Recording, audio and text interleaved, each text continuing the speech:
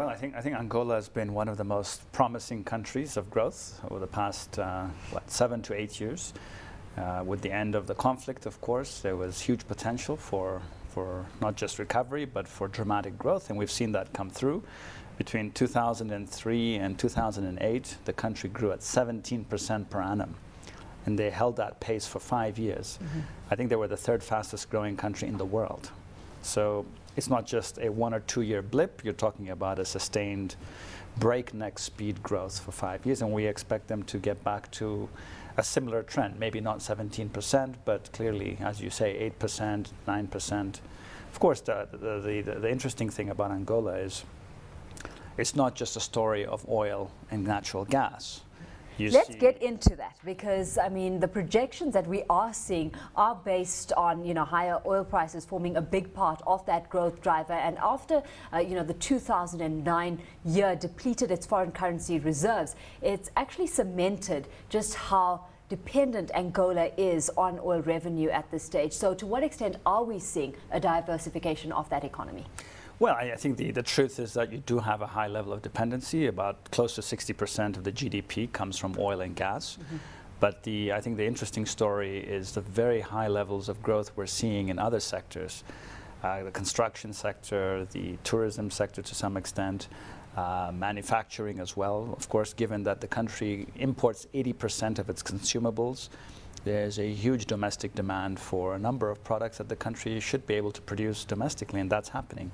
So we're seeing a lot of growth in non-traditional sectors, like the ones that I've mentioned, that suggest that Angola is on the path to diversification. But it's not easy, of course, and there is the danger of the Dutch disease, as Nigeria has shown and other countries have shown in the past.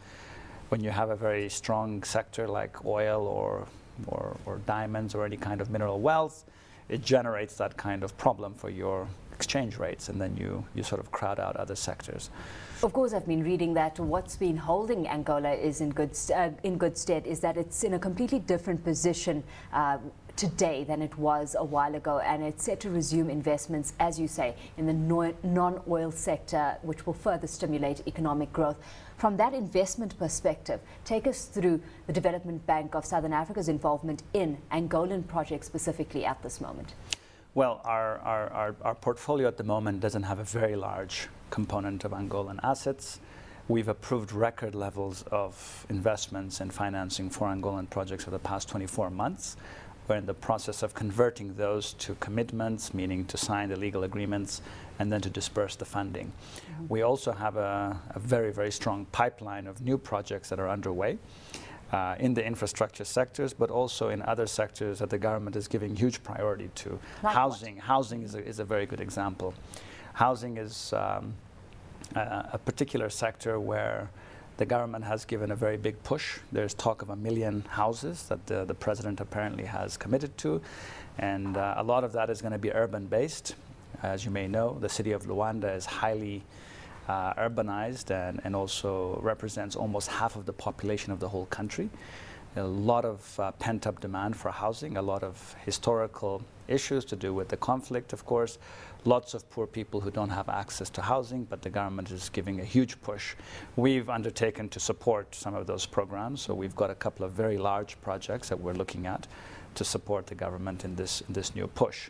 And of course, housing is a very, very good complement to infrastructure. So when we talk about power and roads and water, housing is really just part and parcel of that kind of While that approach. is underway, and while you get more involved in this territory as you see that side of your portfolio grow, what have you found to be the major challenges doing business in Angola? Well, Angola is a country coming out of a difficult past. The institutional framework is not very straightforward, and it takes a little bit of time to get through it. I guess, like many countries, you need to invest in terms of getting to understand the way the government works, the business culture, the institutional framework. So there's an element of understanding the terrain, but there's also an element of trying to get over some of the hurdles that one finds, which is not the same that you would find in other countries. So I can't go into details in this kind of discussion, but it's not an easy place necessarily to do business, but the potential is huge, and there's a lot of space, I think, for good business. When it comes to that understanding, I mean, I touched on earlier that we saw the drop in oil prices in 2009 put the economy on a very difficult position, and it eventually led to the government cutting spending on the one hand, but also postponing repayment of $6.8 billion in arrears to construction companies that helped rebuild infrastructure after the end of civil war in 2002. To what extent has that acted as a deterrent to sentiment, and so the work to rebuild that investor confidence all that much harder at this stage? The truth is I really can't comment on that. I'm not very closely associated with that experience, so I wouldn't be able to say much. All I can say is I've heard that there's been some resolution of those issues. So yes, I suppose to the extent that that was a problem, it does have an effect on appetite. But for us, we've not experienced that because we're in a different business. We're on the financing side, actually, not on the construction side. We've got the iPAD Angola conference underway in September. What message will you be taking to the Angolan business community? There's huge interest in the world for very good reasons. I think Angolans know that. I think it's a question of finding the right partnerships, getting to the level of understanding that will allow people to take risks together. That's the bottom line, really.